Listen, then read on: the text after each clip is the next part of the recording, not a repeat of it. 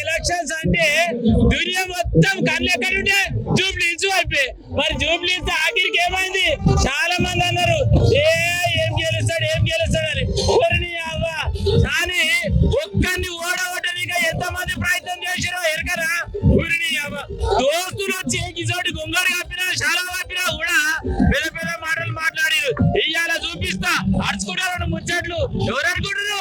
మా జూబ్లీస్ ఎమ్మెల్యే మా నవీన్ వచ్చిన అలా నమస్తే ఎట్టులే అన్న బాగున్నా, మీరు బాగురా? మా అన్న ఎన్నొద్దులైందే ఈ కొండ పోషమ్మ కానీ సాయి యాదవ్ స్టే చేసి గాయల ముచ్చట పెట్టిన గాయలను అడిగిందే అన్న ఎలక్షన్లలో గెలిచినప్పుడే మళ్ళీ వస్తా అని చెప్పిన. అందుకే వచ్చిన చెప్పాలి అన్న రెండు ముచ్చట ఎట్లా అనిపిస్తుంది మరి? ఇలా చాలా సంతోషంగా ఉంది. ప్రతి సంవత్సరం జనవరిలో కొమరెల్లి మల్లన్న కొండపోచమ్మ జాతరకి లక్షలాది మంది ప్రజలు అమ్మవారిని మల్లన్న స్వామి ఆశీర్వాదం కొరకు వస్తారు. భగవంతుడి ఆశీస్సులు అందరికి ఉండాలని కోరుకుంటున్నాను. అలా ఇంకొక ముచ్చట అడుగుతానే, ఏమైనా కూడా మరి ఎలక్షన్లలో జోర్ జార్ తీర్మానం గెలిచినావు. ఇక 2 సీట్లు కాలున్నాయి. ఆ సీట్లలో ఒకటి అంటారు కదా ఏదో ఓమో బోమో అంటారు.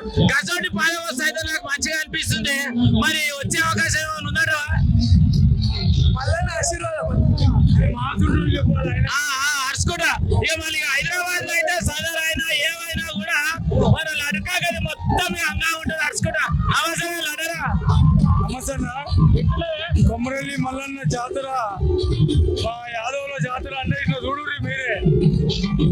నవీనన్న 2 నెలల లోపల మంత్రి అవుతుండో చూడు. మంత్రి 20 మంది గన్మెన్లతో వస్తాడు మళ్ళా కొమరెల్లి జాతరకు.